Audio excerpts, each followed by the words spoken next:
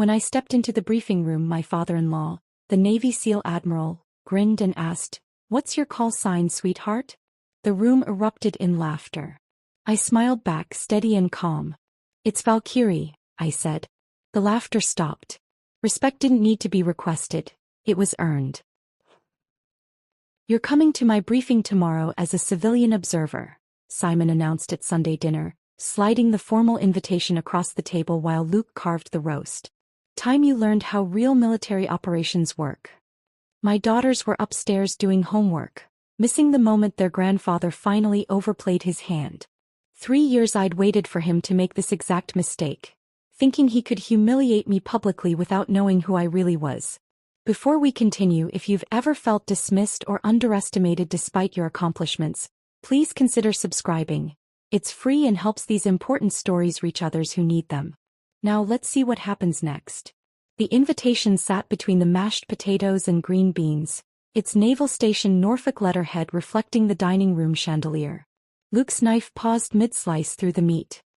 He recognized the trap his father was setting but didn't know I'd been preparing for exactly this moment since the day Simon first dismissed me as an inadequate addition to the Hawthorne military legacy. "That's thoughtful of you, Dad," Luke said carefully, his tone measured in that way he'd perfected after years of navigating his father's moods.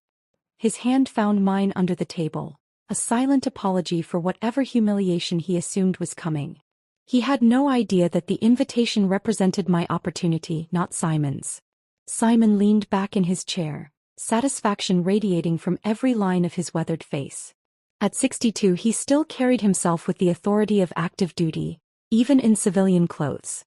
His gray beard was trimmed with military precision, and his eyes held that particular coldness reserved for those he considered beneath his notice. For 3 years that had been me. "Well, someone needs to understand what real service looks like," he said, cutting into his meat with deliberate force. "All this civilian flying, these medical transport runs, it's important work, I suppose, but it's not the same as military operations. Different league entirely."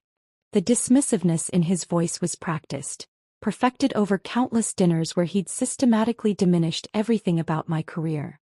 To him, I flew sick people between hospitals, a glorified ambulance driver in the sky. He'd constructed this narrative so completely that even Luke sometimes forgot what I'd done before we met, before I'd traded my military call sign for a civilian registration number. My medical evacuation business, Lifeline Aviation, operated from a small hangar at Norfolk Regional.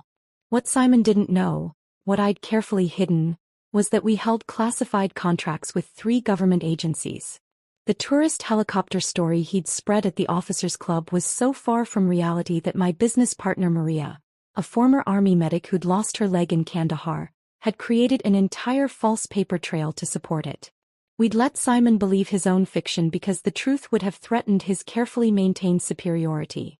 "I appreciate the opportunity to observe," I said, keeping my voice soft, submissive, the tone I'd perfected to protect Luke's career. Simon liked his daughter-in-law quiet, supportive, preferably invisible.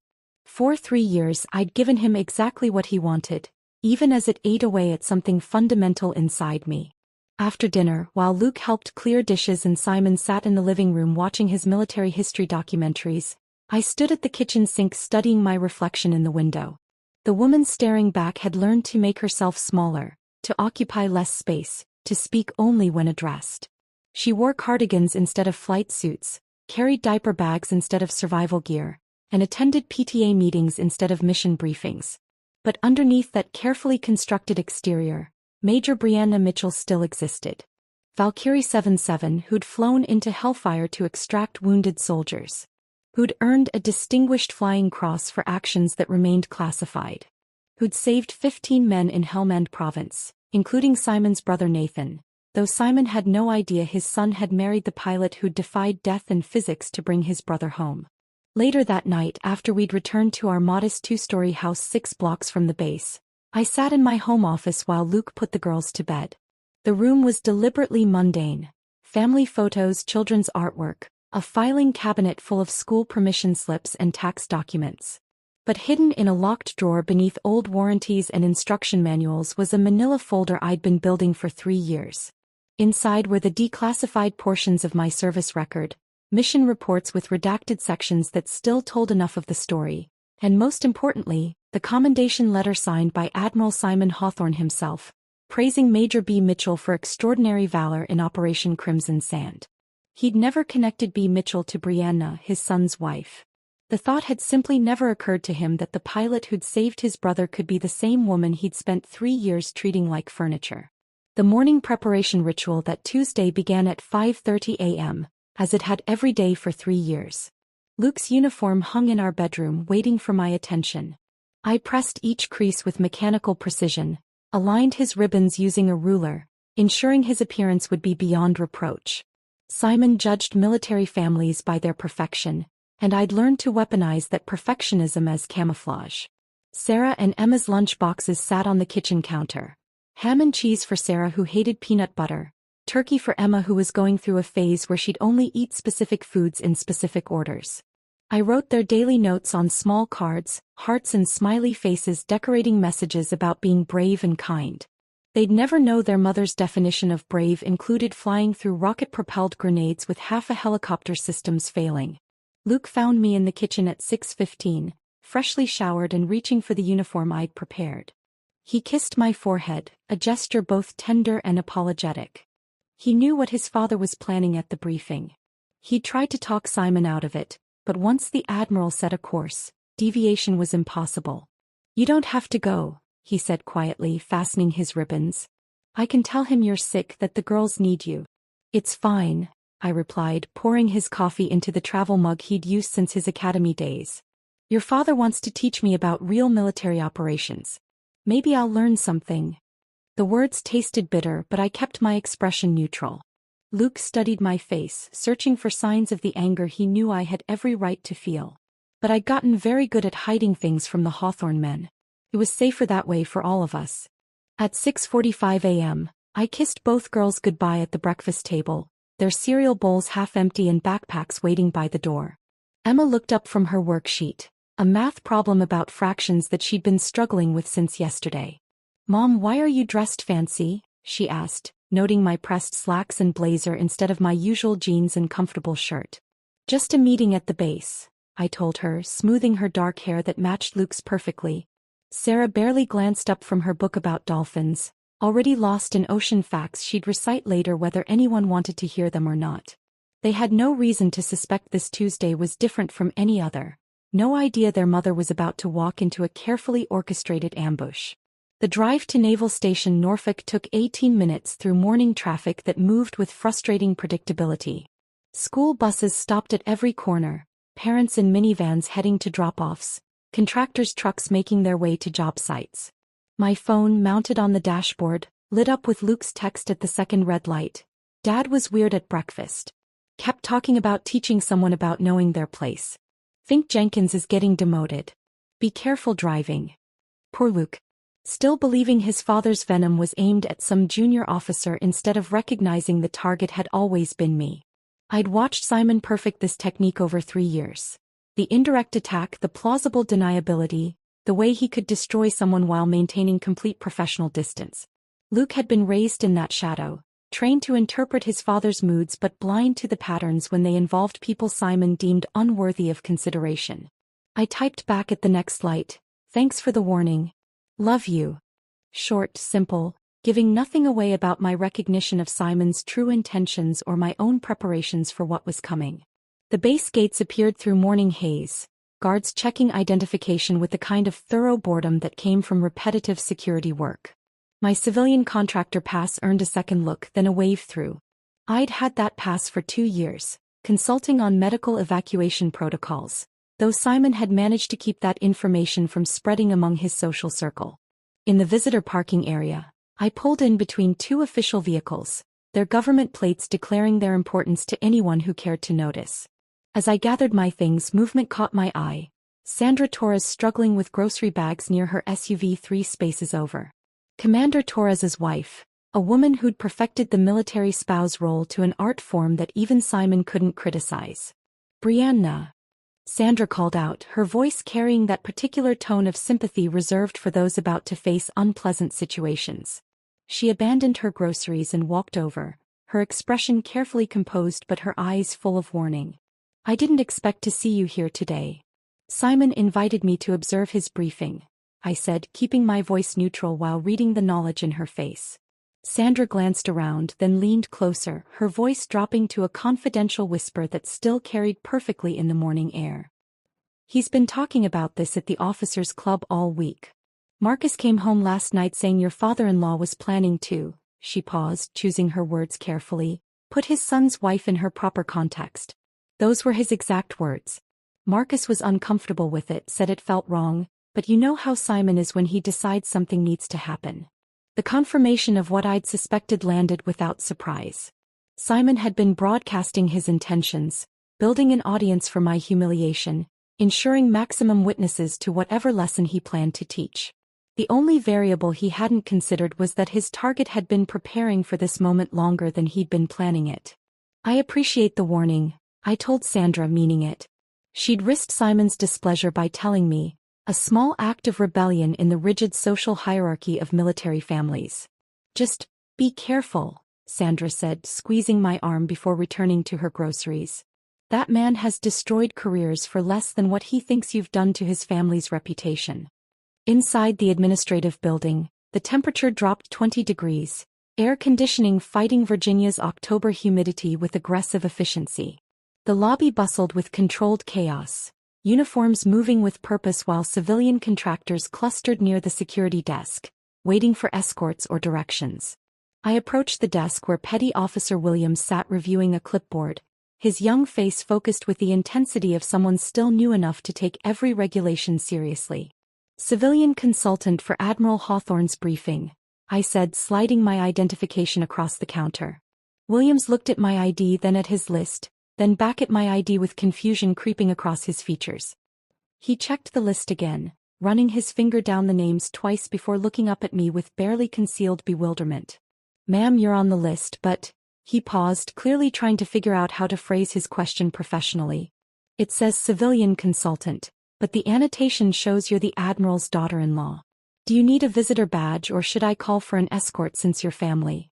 "Visitor badge is fine," I said, watching him process this bureaucratic puzzle. "I'm here in a professional capacity." The confusion deepened, but Williams was too well-trained to question further. He printed my badge, the words civilian consultant bold across the bottom, and handed it over with directions to conference room beyond the 3rd floor. As I clipped it to my blazer, 2 lieutenants near the elevator caught my attention, their voices carrying despite their attempt at discretion. "Heard the Admiral's planning something for the briefing," one said, young enough that his uniform still looked like a costume. "Something about demonstrating the difference between real service and civilian pretenders." "Whatever it is, I'm glad I'm not the target," his companion replied, pressing the elevator button with unnecessary force. "Hawthorne's been in a mood all week. Yesterday he spent 20 minutes explaining why civilian contractors dilute military culture. They noticed me approaching and fell silent, offering polite nods before stepping into the elevator. I waited for the next one, using the moment to center myself, to feel the weight of what was coming and what I'd prepared. The 3rd-floor bathroom was empty, fluorescent lights harsh against white tile and mirror that reflected more truth than comfort. I stood at the sink, studying the woman I'd allowed myself to become under Simon's constant pressure. My shoulders curved inward, trained to make myself smaller in his presence. My voice had dropped to softer registers, never challenging, never asserting. Even my posture had adapted, unconsciously deferring to his authority in 1,000 small ways that had accumulated over 3 years like sediment, burying the officer I'd once been. I straightened my spine against the mirror's harsh truth, pulling my shoulders back into something resembling the posture I'd once carried with pride. The bathroom door opened behind me and Lieutenant Morrison entered, one of the 2 female officers I'd noticed earlier. She nodded politely, moving to the sink beside mine, but I caught her double take in the peripheral vision, recognition without quite placing why she knew my face.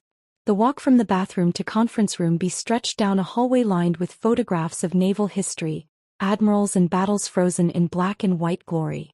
My footsteps echoed against polished floors, each step carrying me closer to Simon's carefully prepared trap.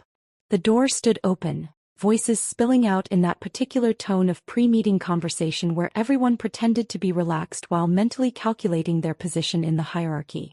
I paused at the threshold, taking in the scene Simon had orchestrated. The briefing room's tiered seating held 43 officers, their dress whites creating a sea of institutional authority. The conversations created a low rumble of masculine confidence, technical jargon mixed with careful laughter, the sound of people who belonged here comparing notes on deployments and training exercises. That rumble stopped momentarily as I entered, a subtle shift in atmospheric pressure as they registered a civilian woman among them. Then it resumed with increased intensity as recognition dawned across multiple faces. I was the Admiral's problematic daughter-in-law who didn't understand military culture. Commander Torres sat in the front row, and his eyes widened slightly when he saw me, no doubt remembering his wife's warning in the parking lot.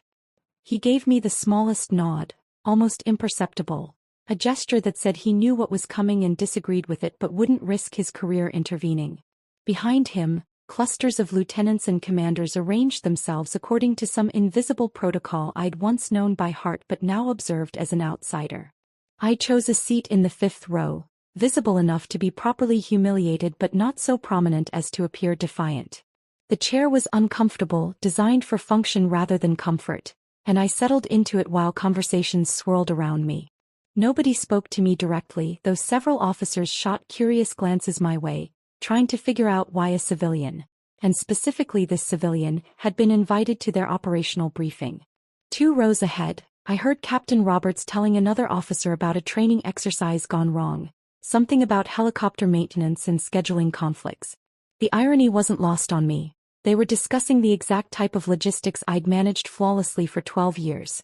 But to them I was just Luke's wife who played with helicopters on weekends. At 0858 the room began to quiet, that institutional conditioning that made military personnel unconsciously aware of approaching authority. Papers shuffled, coffee cups found stable surfaces, phones disappeared into pockets. The transformation from casual to professional happened in seconds, decades of training manifesting in collective precision. Simon entered with theatrical precision at exactly 0900, not a second before or after. The door opened as if cued by his approach, and he strode through with the confidence of someone who'd never doubted his place in the world. His uniform was beyond perfect. It was a statement of supremacy, every ribbon aligned with mathematical precision, every crease sharp enough to wound. His presence commanded instant attention, filling the room the way water fills a container, leaving no space for anything else. His eyes found mine immediately with predatory satisfaction, a quick scan that confirmed I'd walked into his trap as expected. I watched him savor the moment, the slight upturn of his mouth that anyone else might mistake for a professional smile but I recognized as anticipation. He moved to the podium with measured steps, letting his authority settle over the room like a weight. "Gentlemen," he began, his voice carrying that particular command resonance that made spines straighten automatically. "And ladies," he added, nodding toward Lieutenant Morrison and her colleague with perfunctory acknowledgement that managed to minimize their presence while technically including them. The presentation began with tactical aviation operations, slides clicking through deployment statistics and operational readiness assessments. Simon's voice found that rhythm of military briefing, professional and precise, designed to convey maximum information with minimum emotion. Charts appeared showing helicopter availability rates, maintenance schedules, mission success percentages, all the metrics that reduced human courage to spreadsheet cells. I sat perfectly still, my hands folded in my lap, playing the role of the attentive civilian trying to understand complex military concepts. Around me, officers took notes with varying degrees of engagement. Some scribbled frantically, probably junior officers trying to impress with their attention to detail. Others, more senior, made occasional marks while their minds clearly wandered to other responsibilities. 30 minutes into statistics about operational readiness, Simon was explaining extraction protocols, his hands moving in practice gestures that illustrated tactical movements. He was mid-sentence about weather considerations when he paused, the break so deliberate it pulled everyone's attention forward. His timing was perfect, calculated to ensure maximum focus before the strike. He turned from the screen to face the room fully, his expression shifting to something that might have been paternal if he didn't know better. His gaze swept across the assembled officers before landing on me with the precision of a targeting system. Actually, before we continue this discussion of tactical aviation, he said, his voice taking on a tone of manufactured warmth that made my skin crawl, I should acknowledge our special guest today. Every head in the room turned toward me. 43 sets of eyes following Simon's gesture as he raised his hand toward me with patronizing grandeur, like a ringmaster presenting a particularly amusing act. My daughter-in-law has joined us today as a civilian observer, he continued, the words, daughter-in-law, dripping with just enough condescension to make his opinion clear. She flies helicopters herself, you know. Tourist work. Sunset tours over Virginia Beach, I believe. Perhaps she'll learn something about how real military operations function. The laughter started as uncomfortable chuckles from a few junior officers who weren't sure if they were supposed to find this funny. But Simon's expression gave them permission, his own smile widening as he delivered the next blow. Tell me, Brianna, he said, his voice taking on exaggerated sweetness that wouldn't fool a child. Since you're a pilot yourself, what's your call sign? Do civilian pilots have those? What do they call you, sweetheart? Angel wings. He paused, letting the anticipation build before delivering the final insult with perfect timing. Princess? The room erupted. The uncomfortable chuckles transformed into genuine laughter, some officers actually slapping their knees or elbowing their neighbors. It was the kind of laughter that came from relief. They weren't the target, someone else was being offered up for humiliation, and they could participate safely from the sidelines. The laughter washed over me like white noise, distant and irrelevant. Captain Roberts actually wiped tears from his eyes, and someone in the back row whistled appreciatively at Simon's joke. I counted 3 heartbeats, letting them have their moment, letting them commit fully to their amusement. Then I moved. Standing slowly, I let my full height straighten for the first time in years. My spine uncurled vertebra by vertebra, shoulders rolling back into alignment, chin lifting to the angle I'd carried through combat zones. The transformation happened in seconds but felt like shedding an ill-fitting costume. The room's laughter faltered slightly at the change, though most continued their amusement, unaware they were about to witness professional destruction. My hands remained steady at my sides as I met Simon's gaze directly. No deference now, no carefully crafted submission. Just the steady look I'd perfected through 100 pre-flight briefings when the odds said we shouldn't fly but lives depended on us going anyway. It's Valkyrie. The 2 words dropped into the room with the precision of a surgical strike. I let each syllable carry the weight of 100 missions. The authority of someone who'd earned their name in fire and blood rather than conference rooms and political maneuvering. The effect was instantaneous. 43 faces froze simultaneously, laughter dying in throats mid-chuckle. Commander Torres choked on his coffee, the sound sharp in the sudden silence. His coughing fit lasted 3 seconds before he managed to gasp out a single word that changed everything. Valkyrie. Because everyone in that room knew the legend of Valkyrie 77 who'd flown Operation Crimson Sand. They'd heard the stories whispered in ready rooms, passed around during deployments, discussed in hushed tones at officers' clubs. The pilot who'd done the impossible, who'd defied physics and probability to bring people home. None of them had connected that legend to the Admiral's dismissed daughter-in-law. Lieutenant Morrison's hand flew to her mouth. Captain Roberts's jaw went slack. In the 3rd row, a young ensign dropped his pen, and it clattered against the floor with a sound that seemed impossibly loud. Simon's smile flickered, uncertainty creeping into his expression for the first time since I'd known him. August 2018, Helmand Province. My voice cut through their stunned silence with clinical precision. I didn't need to raise my voice. The truth carried its own weight. Each word landed like evidence being presented to a jury, building a case they couldn't dismiss. 15 men extracted under heavy fire. Enemy RPGs had taken out half our hydraulics. My co-pilot, Lieutenant David Park, was unconscious from shrapnel wounds, bleeding through his flight suit while I held the stick with both hands, fighting to keep us airborne. The extraction zone was hot. Taliban fighters had surrounded the SEAL team's position, and we were taking fire from 3 directions. The room had gone completely still. Even breathing seemed to have stopped. Simon's hands found the edges of the podium, gripping hard enough that his knuckles showed white through his skin. His face had lost color, recognition beginning to dawn in his eyes. Including Master Chief Nathan Hawthorne. The name landed like a physical blow. Simon actually swayed, catching himself against the podium. Around the room, officers exchanged glances, connecting dots that had never seemed related before. Nathan Hawthorne, the Admiral's brother, the decorated SEAL who died in action 2 years ago, but not before Operation Crimson Sand had given him those extra years. Your brother, Admiral. I kept my voice level, professional, though the memory of that night still lived in my bones. He was bleeding out from a femoral wound when we loaded him. Lost consciousness twice during the flight. He came to long enough to beg me not to let him die before he could hold his daughter. She'd been born 3 weeks earlier while he was deployed. He had her picture taped inside his helmet. Someone whispered, "Dear God," from the back row. Another officer had pulled out his phone, likely searching for declassified details about Crimson Sand, trying to verify what couldn't possibly be true, that the woman their admiral had mocked for 3 years was the pilot who'd become legend. I flew with half my hydraulics gone and my co-pilot unconscious, navigating by muscle memory and instinct when the instruments failed.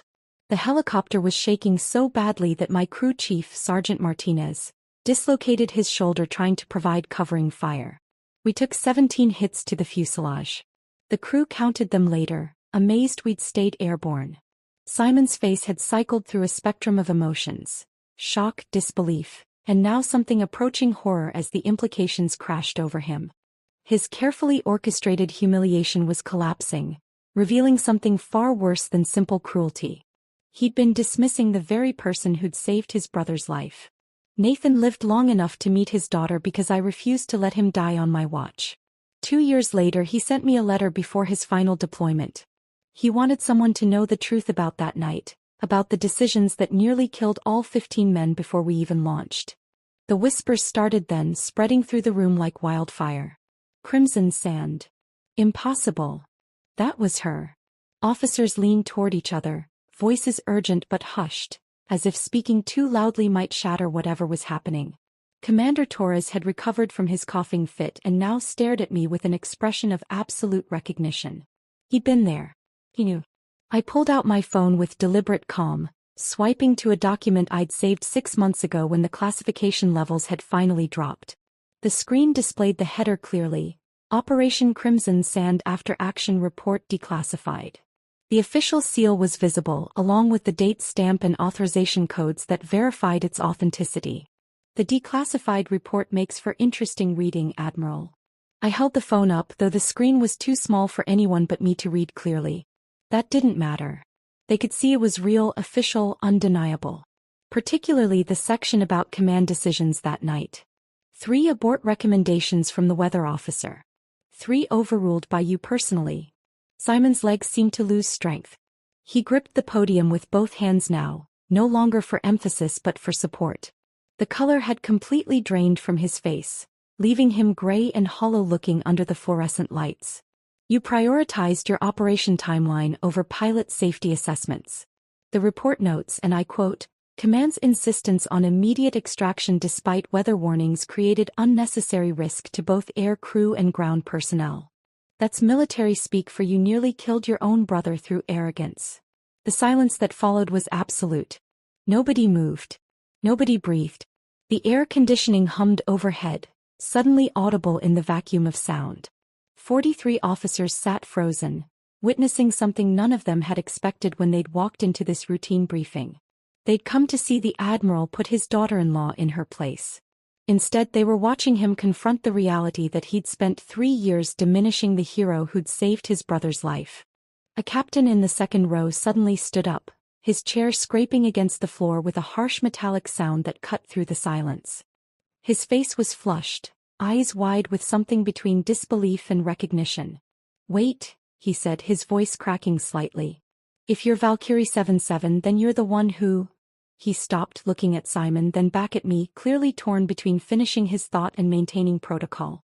The revelation about Nathan wasn't random. 2 months ago, I'd been sorting through old mission files in my office when Maria had knocked on my door with an expression I'd never seen on her face before. Her military intelligence contacts, people she'd kept in touch with despite losing her leg in Kandahar, had uncovered something while investigating declassified operations. Simon had hidden his brother's survival story from everyone, including Luke, Because admitting Nathan lived those extra 2 years meant acknowledging someone else's heroism. Specifically, a female pilot who defied his direct orders to abort the mission. Maria had printed everything, handed me the folder without a word, and watched my face as I read through reports that painted a picture of systematic deception. Simon had buried the truth so deeply that his own son didn't know his uncle had survived Crimson Sand, didn't know about the 2 years of letters Nathan had written, didn't know about the growing rift between the brothers that had nothing to do with military service and everything to do with conscience. Lieutenant Morrison had her phone out now, holding it at an angle that suggested she was recording. One of only 2 female officers present, she understood what was happening here went beyond personal drama. This was about systemic dismissal, about how women in service were erased from their own stories. Her colleague, Lieutenant Chin, sat frozen beside her, hands clenched in her lap as if physically restraining herself from speaking. I reached into my blazer's inner pocket, pulling out a folded piece of paper I'd carried for 6 months. The edges were worn from handling from the times I'd taken it out late at night when Luke was asleep, reading Nathan's words and wondering when the right moment would come to reveal them. Admiral Hawthorne, I said, using his formal title deliberately, establishing the professional distance he'd always insisted upon. Your commendation letter to Major B. Mitchell praised exceptional courage under impossible conditions. You called that pilot a credit to naval aviation, and recommended them for the Distinguished Flying Cross. I unfolded the letter slowly, letting the paper's rustling fill the silent room. Several officers leaned forward, trying to see what I held. Simon's face had gone from gray to something approaching translucent, as if all the blood had simply evacuated his body. Yet you've spent 3 years belittling the same pilot at family dinners. You introduced me as Tyler to Admiral Morrison at last year's Navy ball. Wrong name, deliberately wrong, a small cruelty designed to show how little I mattered. You told Captain Richards at the officers' club that I'd trapped your son into marriage, that Luke could have done so much better if he'd waited for a proper military match. Commander Torres shifted in his seat, his expression darkening. These weren't secrets. Simon had been openly dismissive of me in military social circles for years. But context changed everything. The woman he'd been diminishing was the same one he'd once called exceptional in official documentation. 6 months before Nathan died, he visited me. The words fell into the room like stones into still water, sending ripples through the assembled officers. He found my office through military records, showed up on a Thursday afternoon without warning. He needed to thank me personally, he said. But that wasn't really why he came. Simon's breathing had become audible, shallow gasps that seemed to echo in the silent room. His hands trembled where they gripped the podium, and I saw him glance toward the door as if calculating whether he could simply leave. But leaving would be admitting everything, confirming every word, and his pride wouldn't allow that escape. Nathan couldn't forgive you for gambling with 15 lives to protect your perfect mission record. Those were his words, Admiral, not mine. He said the guilt was eating you alive, making you angry at everyone who reminded you of that night.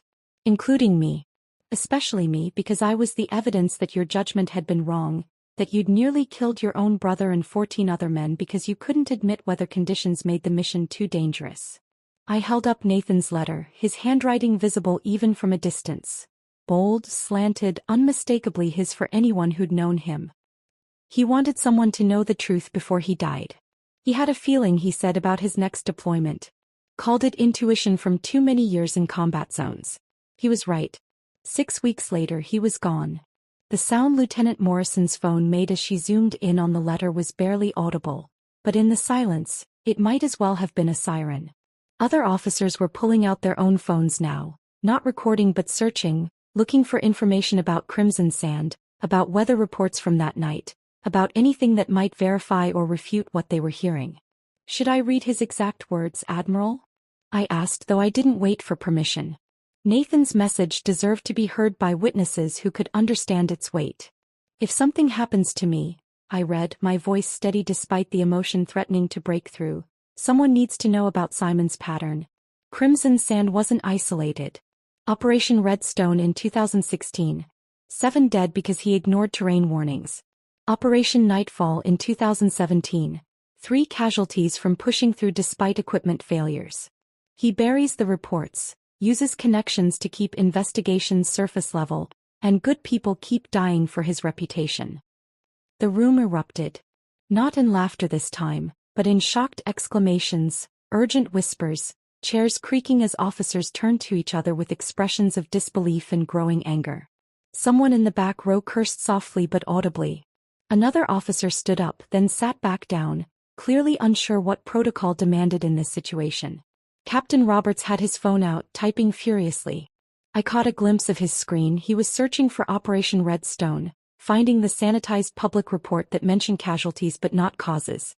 The real reports, the ones Nathan had referenced, were still classified, but their existence was confirmed by the very fact that sanitized versions existed at all.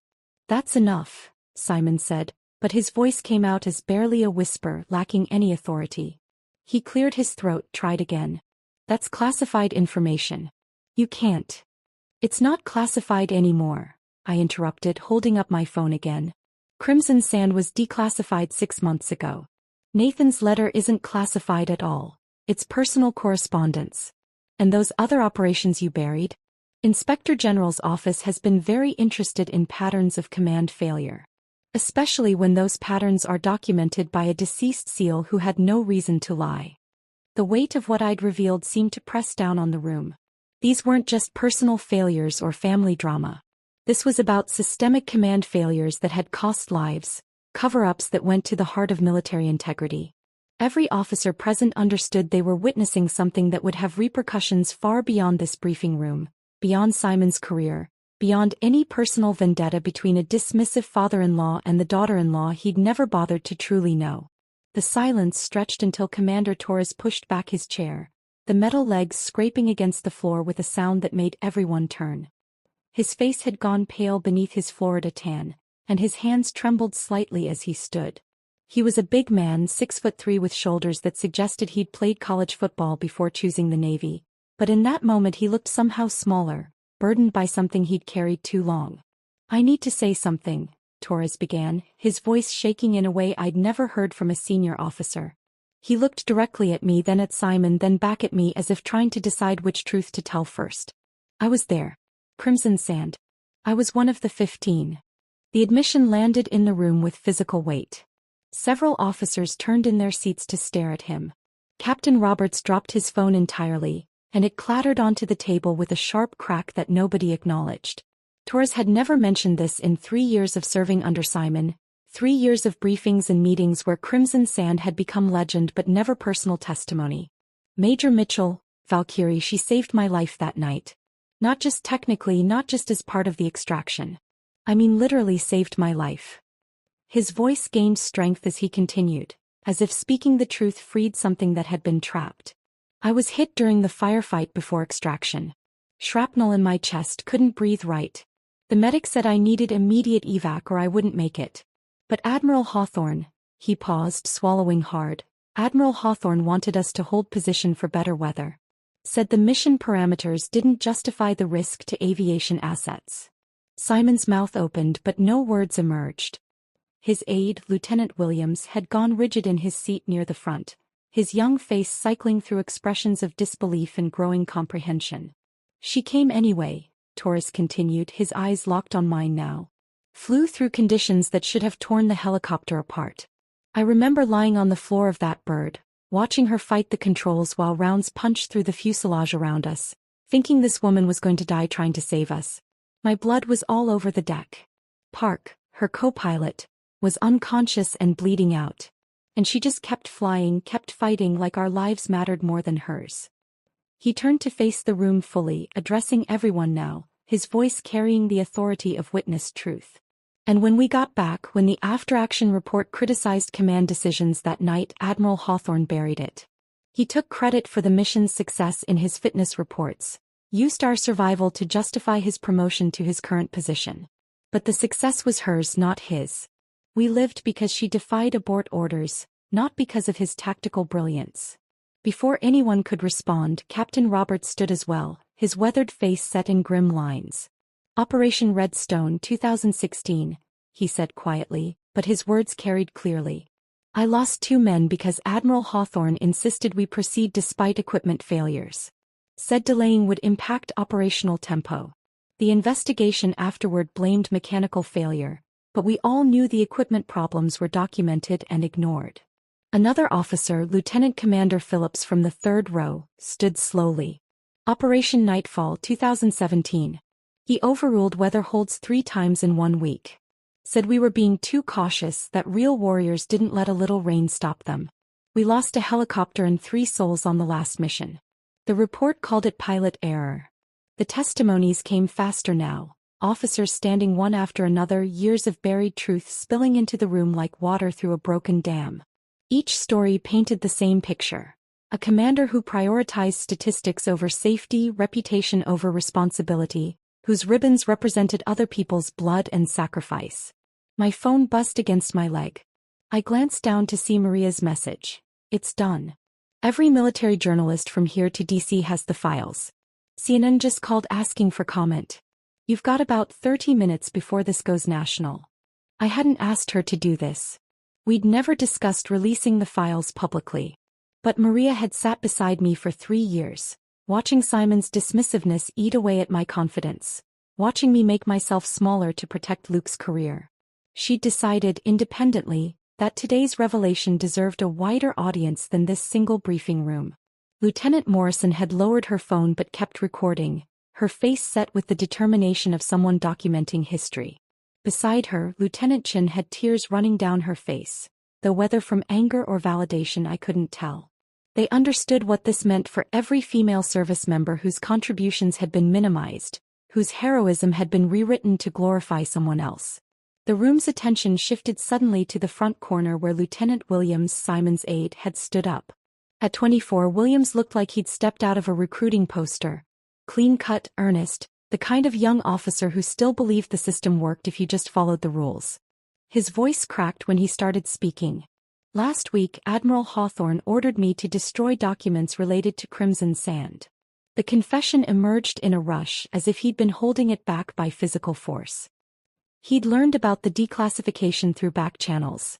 There were original communications, weather reports, recorded abort recommendations, evidence that hadn't made it into even the classified files. He told me to shred everything, said it was routine cleanup of outdated materials. Simon's face contorted, his mouth working soundlessly. Williams continued, his voice gaining strength with each word. I couldn't do it. My father flew helicopters in Vietnam. He taught me that integrity matters more than career, that truth matters more than rank. So instead of destroying the documents, I copied everything and submitted it to the Inspector General's office yesterday morning. They confirmed receipt at 0800 today, about an hour before this briefing started. The sound Simon made wasn't quite a word, more a strangled gasp of recognition that his career, his reputation, his entire constructed identity was collapsing in real time. He released the podium and actually staggered, catching himself against the projection screen behind him. You all need to understand, Williams continued, looking around the room at his fellow officers. This isn't just about one mission or one person. There's a pattern here, documented across years of operations. Good people died because of ego. Heroes were erased because they didn't fit the narrative. Major Mitchell, Valkyrie, she represents everyone whose sacrifice got rewritten to make someone else look good. The room erupted into chaos. Officers were on their feet, voices raised not in laughter but in anger, in validation, in the kind of righteous fury that comes when systematic injustice is finally exposed. Someone near the back actually applauded Williams and others joined in, the sound building until it filled the room. But the applause wasn't celebratory.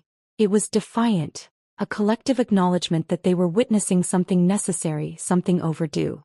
Through it all, I stood perfectly still in the 5th row, feeling the weight of 3 years of diminishment finally lifting from my shoulders.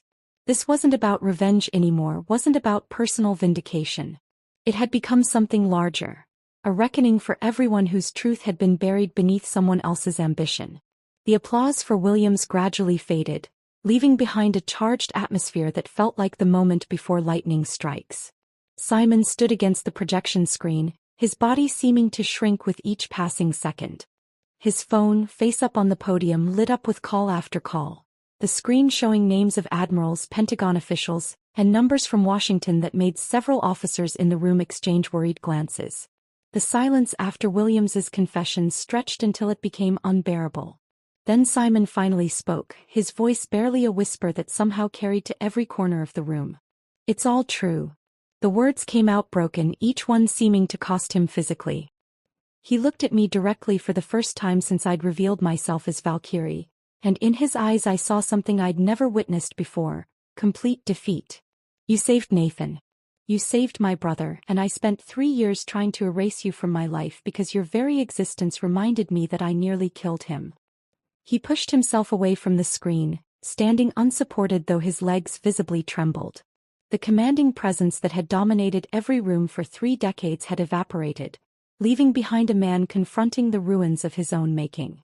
"I threatened Luke's career," he continued, each admission falling like another stone into still water. "Told him that difficult wives could derail promising officers. Made it clear that if you didn't play the supportive civilian role, if you drew attention to your service record, there would be consequences for his advancement. I wanted you quiet and small because every time you walked into a room with your shoulders back, every time you mentioned flying, you were evidence of my cowardice." Lieutenant Morrison shifted in her seat, her phone still recording, capturing this complete unraveling of military authority.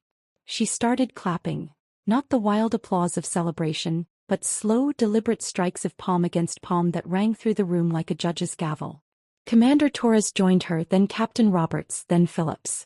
One by one, every officer in that room rose to their feet, their applause building into something that wasn't quite celebration and wasn't quite condemnation. It was acknowledgement. Recognition. A standing ovation for truth finally spoken, for the officer who'd been erased being restored to her proper place in history. 43 officers on their feet, applauding while Simon stood frozen at his podium, watching 3 decades of carefully constructed authority crumble in real time.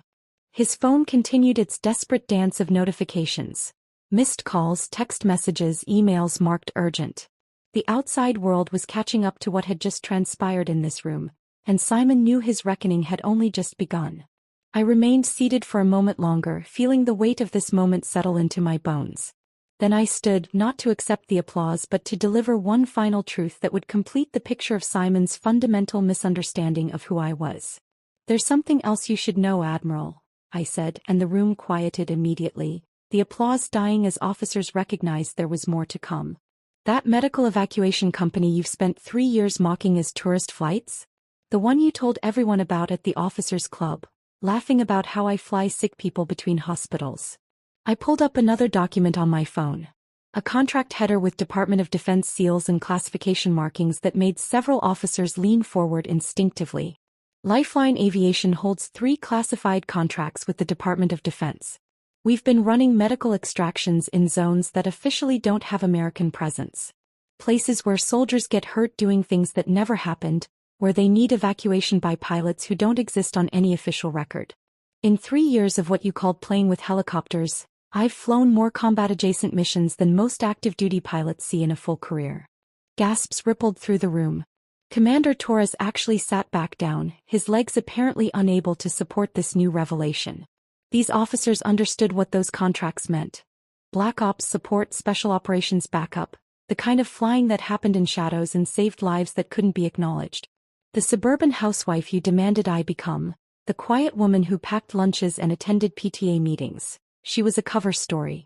Every time you dismissed me at family dinners, every time you introduced me with the wrong name or forgot what I did for a living, I was returning from missions you weren't even cleared to know existed. I saved more lives in the last 3 years than you have ribbons on that chest, all while pretending to be diminished because you made it clear that's what Luke's career required. Simon's phone rang again, a specific ringtone that made every officer in the room straighten instinctively. The Chief of Naval Operations, the highest-ranking officer in the entire Navy, was calling, and Simon couldn't even move to answer it. His hands hung at his sides, trembling visibly as the weight of his actions pressed down with crushing force. Then he did something that nobody expected, something that would be talked about in military circles for years afterward. Simon reached up to his chest and began removing his ribbons. One by one, with shaking fingers, he unpinned the decorations that had defined his identity for 3 decades. The Bronze Star, the Purple Heart, the Legion of Merit. Each one came off with a small metallic click that seemed impossibly loud in the silent room. He placed them on the podium in a neat row, the same precision he'd always demanded in everything, this final act of military bearing in the midst of complete personal collapse. When the last ribbon was removed, his uniform looked naked, vulnerable, like armor with all the plates removed. Simon looked directly at me, and when he spoke, his voice was steady for the first time since I'd said the word Valkyrie. "You're the officer I pretended to be." The words hung in the air, a complete inversion of everything he'd believed about hierarchy, about worth, about what constituted real service. Without another word, without waiting for responses or reactions, Simon turned and walked out of his own briefing room.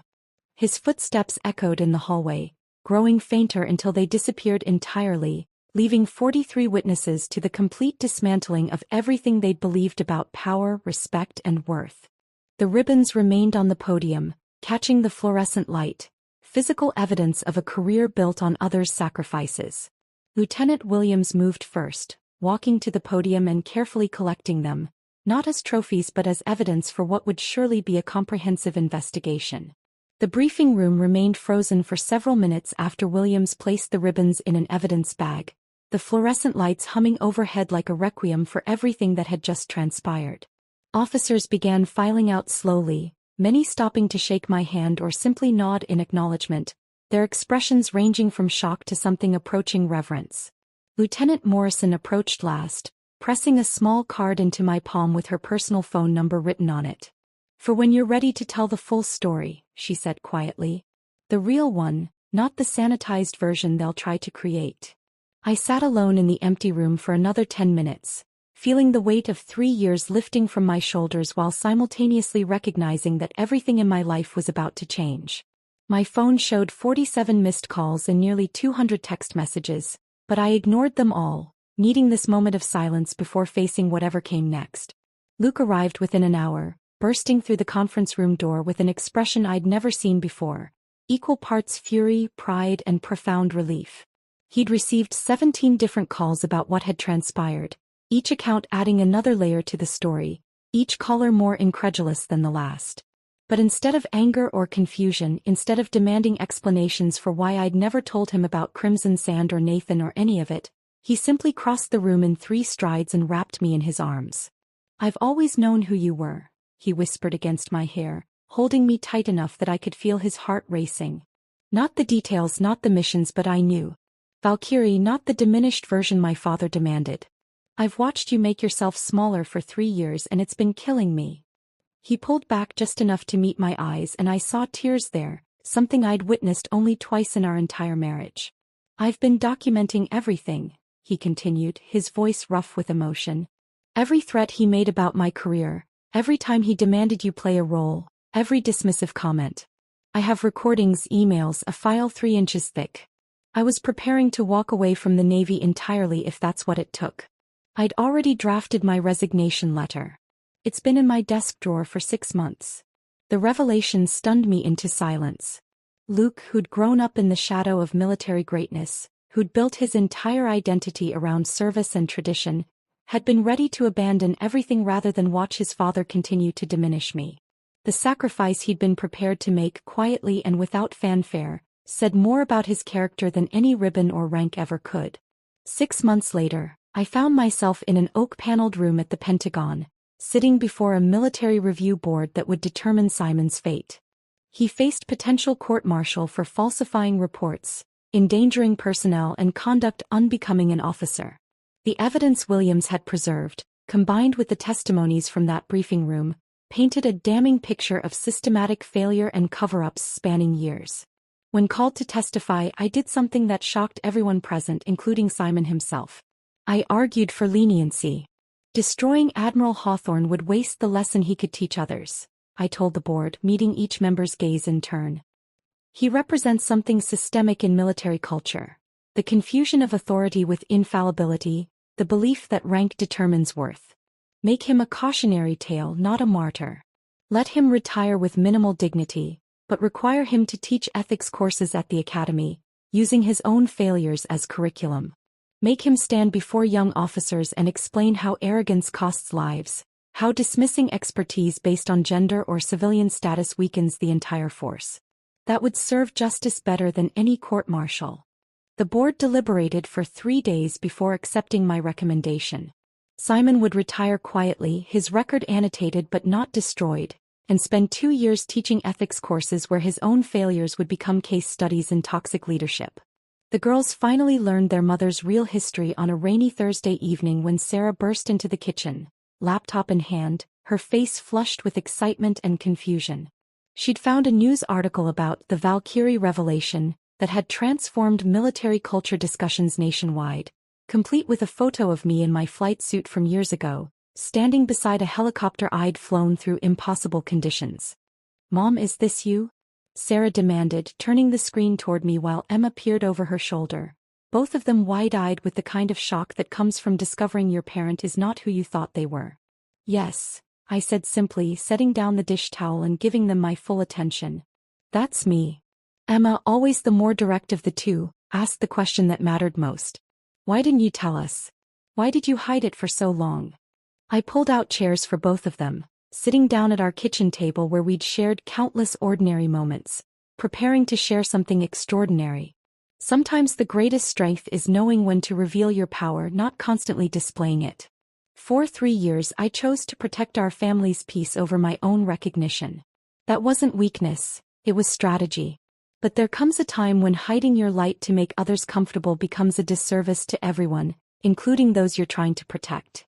Sarah reached across the table and took my hand, her expression serious beyond her years. "Grandpa knows now, doesn't he? That's why he's been so different lately." Because Simon had been different.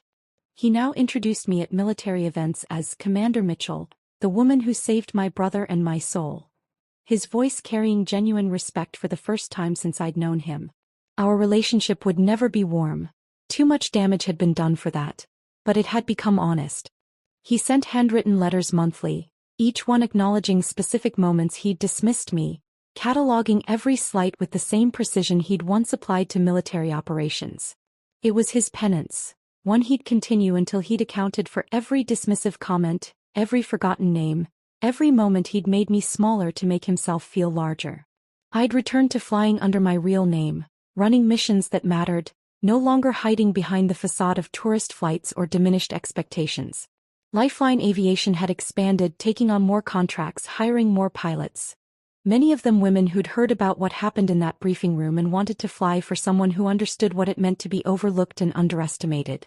The respect I'd commanded in that briefing room hadn't been granted by Simon or anyone else. It had always been mine to claim. I'd simply chosen my moment, waited for the perfect conditions, and then revealed what had always been true. Sometimes revenge isn't about destroying someone. Sometimes it's about forcing them to see clearly, to acknowledge what they've refused to recognize, and to live with that knowledge forever. If this story of hidden identity and ultimate vindication left you breathless, hit that like button right now. My favorite moment was when Commander Torres stood up and revealed he was one of the 15 men saved during Crimson Sand. What was your most powerful moment?